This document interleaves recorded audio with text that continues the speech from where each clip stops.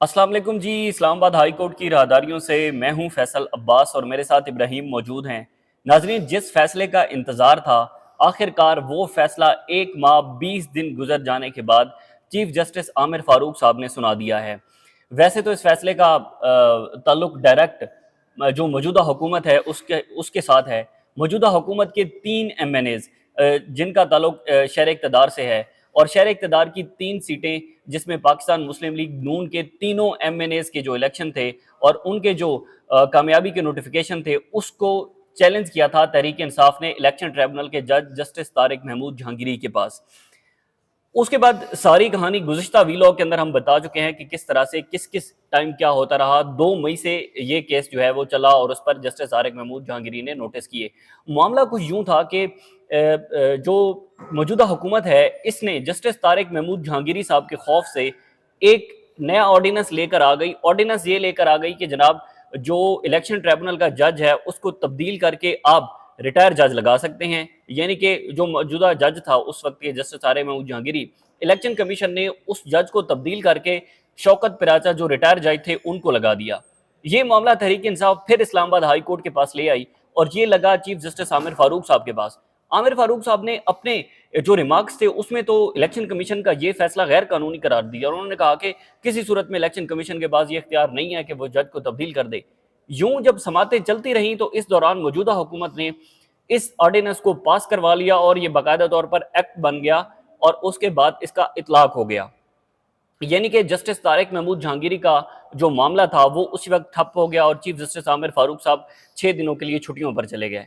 उसके बाद आए तो 2 रोज समातें हुई और उस समातों के दौरान आमिर फारूक साहब ने इस बात पर फैसला महफूज किया था कि आया जो ट्रिब्यूनल का जज है वो जस्टिस तारिक महमूद जहांगीरी ही सुनेंगे या फिर ये किसी और जज को मुंतकिल हो जाएगा।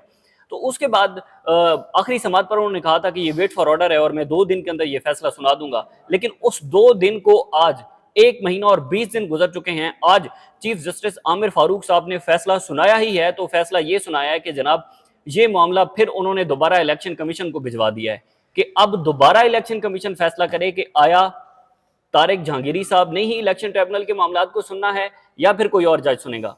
भाई, फिर 1 महीना 20 दिन इस फैसले को लटकाने की वजह क्या थी?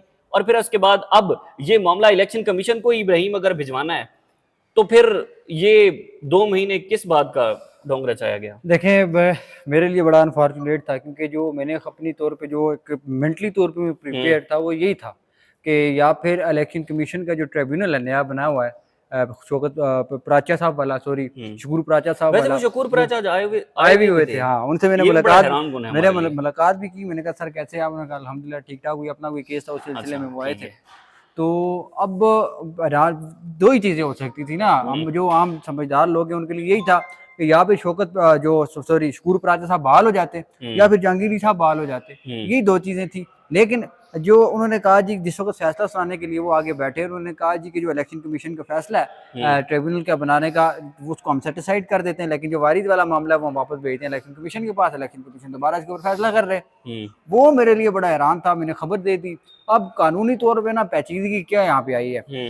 अब जो सीनियर लोग हैं, जो सीनियर हमारे रिपोर्टर हैं, वो ये कह रहे हैं कि जहांगीरी साहब को बहाल नहीं किया। लेकिन जो मेरी अंडरस्टैंडिंग है, मैं ये समझता हूँ कि जहांगीरी साहब बहाल हो गए हैं। टेक्निकली वो इस वजह से बहाल हो गए हैं क्योंकि अगर इलेक्शन कमीशन का फैसला, ट्रिब्यूनल वाला फैसला जो है, शकूर प्राचा साहब वाला, हाँ, मुंतकिली वाला, उसका नोटिफिकेशन हो या फिर उसका जो फैसला हो, पहले तो आपने उसको सस्पेंड किया हुआ था 1 से 2 माह पहले, लेकिन आज आपने उसको सेट असाइड कर दिया। वो ऑटोमेटिकली वो वाला एक किस्म का जड़ से खत्म हो गया।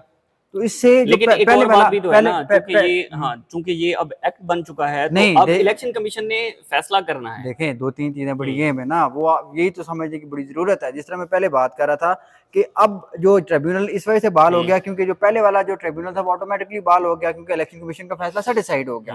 ठीक है, लेकिन जो अभी तफसीली फैसला आएगा उसके अंदर क्लियरनेस आएगी। मेरी अंडरस्टैंडिंग ये है। जिस तरह दूसरी आपने बात की, इलेक्शन जो ऑर्डिनेंस था वो बन चुका है एक्ट। अब सवाल ये पैदा होता है, जो एक्ट बना है, अब ट्रिब्यूनल मिसाल के तौर पे एक आपने जनाब फरवरी में ट्रिब्यूनल की तश्कील कर दिया, एक्ट आपने जाके अप्रैल में बनाया। अब सवाल ये है कि अब बाद में बनाया गया इलेक्शन इतलाक कब होगा? इतलाक हो सकता है या नहीं हो सकता, ये भी एक क्वेश्चन है। दूसरा क्वेश्चन ये है, जिस तरह पहले भी बात की कि इस्लामाबाद के अंदर मौजूद जो ट्रिब्यूनल है या इलेक्शन इस्लामाबाद के तीनों हलकों के जो मामलात हैं, क्या वो दीगर सूबों के ट्रिब्यूनल इस्लामाबाद के हलकों के मामलात को सुन सकता है या नहीं सुन सकता? अगर ये ऐसा हो सकता है तो अगर ये ऐसा हो सकता है, इसका मतलब ये है कि जस्टिस तारिक महमूद जहांगीरी भी बरकरार रहेंगे और साथ में जो पंजाब के और सिंध के दूसरे ट्रिब्यूनल के केसेस भी इनके पास आ सकते हैं। अच्छा, इसमें जो चीफ जस्टिस आमिर फारूक साहब का रोल है उसको किस तरह से देखते हैं, क्योंकि बहुत सारी चीजें हमारे सामने हैं। अब हम उस वक्त आखिरी समात के अंदर मौजूद थे, उनका 2-3 दिन का मामला है, वेट फॉर ऑर्डर है, तो हम 2 दिन में सुना देंगे। ये 29 तारीख को हुआ, जिस वक्त महीना पूरा हुआ, 29 जुलाई अगस्त के करीब, उस वक्त शोएब सईद साहब खुद अदालत में पेश हुए।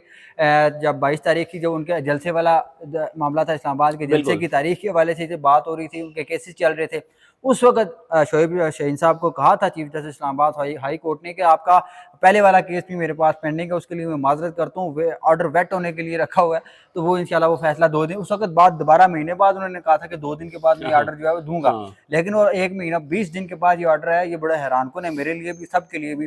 जिस तरह मैं पहली बात कर रहा था, वो एक आपके मेरे सामने जो बनाया था वो कानूनी निकात रख रहा था जो मेरी समझ में आया।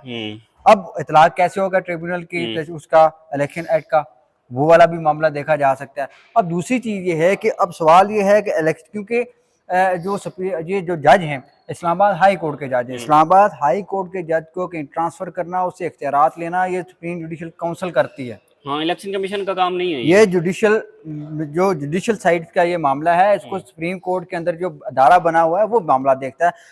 जो जुडिशल मामलात को एग्जेक्टिव हो या फिर आपका जो एडमिनिस्ट्रेटिव बॉडी हो या कमीशन हो, वो इस मामले को देख ही नहीं सकता। ये भी एक सवाल है कि क्या आपने हाई कोर्ट के जज को बनाया, उसको एक एडमिनिस्ट्रेटिव बॉडी कैसे तब्दील कर सकते हैं, ये भी एक सवाल है। ठीक हो गया। अब बहुत सारे ऐसे सवाल आते हैं, इनका जवाब अभी देना होगा। अच्छा, लेकिन इसमें यकीनन आज जो चीफ जस्टिस आमिर फारूक साहब हैं, उन्होंने नून लीग के तीनों एमएनएस को प्रोटेक्शन दी है, और वो जो धांधली की गई थी, और वो धांधली कोई ढकी छुपी किसी से नहीं थी। इस पर बहुत सारे जो बड़े क्रेडिबल न्यूज़पेपर हैं, उनके एडिटोरियल भी इन पर हैं कि किस तरह से इस्लामाबाद के 3 हलकों पर डाका डाला गया था, और फिर उसके बाद अगर सहूलतकारी की भी तो चीफ जस्टिस आमिर फारूक साहब ने ये बड़ा अनफॉर्चुनेट था। ये आप देखें, एक फैसला देना, इतना अरसा लटका के रखना। देखिए, अब इलेक्शन कमीशन के पास दोबारा, मेरी एक बात सुनिए, अब इलेक्शन कमीशन के पास ये दोबारा मामला चला गया है। इलेक्शन कमीशन चाहे तो वो 2 माह इस मामले को सुने ही नहीं भाईजान, वो जब मर्जी चाहे। आप ये देखें, 6 महीने के अंदर इलेक्शन ट्रिब्यूनल ने फैसला करना होता है पिटीशन के, इलेक्शन पिटीशन के ऊपर। 6 महीने तो गुजर गए। अब इस मामले को भी लेके जो मैंने जहाँ पे मेरी राय पीटीआई के जो लोग हैं उनके राय कहते हैं कि वो इस मामले को लेकर वो सुप्रीम कोर्ट में जाएंगे, वो चैलेंज करेंगे, भाई 6 माह तो हमारे ज़ाया हो गए, सुप्रीम हाई कोर्ट के अंदर ज़ाया हो गए, फिर इलेक्शन कमीशन के अंदर ज़ाया हो गए। मुमकिन है कि इलेक्शन हाई कोर्ट के अंदर या सुप्रीम कोर्ट से वो डायरेक्शन लेके दें इलेक्शन कमीशन को कि भाई आप इनको डायरेक्शन दें कि इन सारे मामलात के ऊपर 1 माह या 2 माह के अंदर या मखसूस दिनों के अंदर ये फैसला करें। डायरेक्शन तो दे सकता है, क्योंकि 6 माह के अंदर उन्होंने फैसले करना। 6 माह का वक्त तो गुजर गया। अप्रैल के फरवरी के अंदर मेरे ख्याल में ट्रिब्यूनल बना, 19 तारीख को इनका गजट नोटिफिकेशन जारी हुआ कामयाबी का, उसके कुछ दिन बाद जो है वो इलेक्शन ट्रिब्यूनल बन गया। तकरीबन समातें सुनते हुए 4.5 माह हो चुके हैं। 4.5 माह हो चुके हैं। अच्छा, देख, पहले एक और चीज आपको मैं बताऊं, आज तो ये फैसला हुआ ही हुआ है। इससे 2 माह पहले, 2-2.5 माह पहले, जिस वक्त ये केस इस्लामाबाद हाई कोर्ट के चीफ जस्टिस साहब के पास आया था, उन्होंने जहांगीर साहब को तो बांध के तालाब में फेंक दिया था। वो उनके पास इख्तियार ही नहीं था जैसे प्रोसीडिंग को आगे बढ़ाने के सिवाय वो रिकॉर्ड तलब करते। अब सारा रिकॉर्ड उन्होंने मांग के जहांगीर साहब थक गए, जुर्माने उन्होंने कर दिए। इलेक्शन कमीशन के जो वकला हैं वो आगे खड़े होते थे, पार्टी बनते थे न्यू पाकिस्तान तहरीक इंसाफ के खिलाफ। बल्कि जिस वक्त चीफ साहब के पास ये केस लगा हुआ था, वहां पे जो है पीटीआई के वकला ने कहा था कि इलेक्शन कमीशन को तो हमारे साथ खड़ा होना चाहिए। वो तो जाके जो आर है उनको डिफेंड कर रहे हैं, जो नून लीग के उम्मीदवार हैं उनको डिफेंड कर रहे हैं, उनकी तरफ से मतलब ये बड़ा हैरान कुन था कि अगर चीफ जस्टिस आमिर फारूक साहब ने फैसला दिया भी तो वो फैसला ये दिया कि जनाब दोबारा इलेक्शन कमीशन के पास जाएं। अब ये चीज बड़ी समझने की जरूरत है। वहां पे जो पाकिस्तान मुस्लिम लीग नून के उम्मीदवारों की दरखास्तें थी वो खत्म हो चुकी, उसका कोई अब क्राइटेरिया नहीं रहा, उनकी कोई अब बुनियाद वहां पे नहीं रही। अब नई दरखास्तें अगर जाएंगी, उन दरखास्तों के ऊपर अगर इलेक्शन कमीशन फैसला करता है तो इलेक्शन कमीशन ने स्ट्रांग ग्राउंड्स के ऊपर फैसला करना होगा।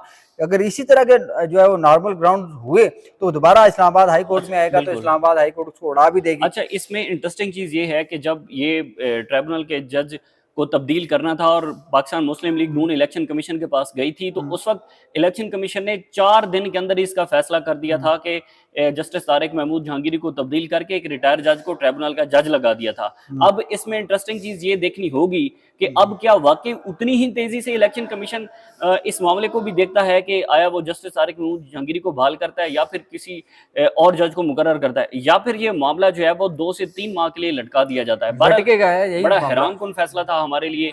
और यकीनन तरमीम होगी नहीं होगी, उसके बाद जिस वक्त तरमीम होने ना होने का फैसला होगा ना, उसके बाद ही जाके ये केस लगेगा इलेक्शन कमीशन। बिल्कुल, ये तो बड़ा वाज़ेह है कि किस तरह से अब चीफ जस्टिस आमिर फारूक साहब ने ये सारे मामले को जो है वो सारी, जैसा कि हम धांधली के ऊपर जो है वो पर्दा डाल दिया है। बहरहाल इससे जुड़ी जो भी तफसीलात होंगी आपके साथ शेयर करते रहेंगे।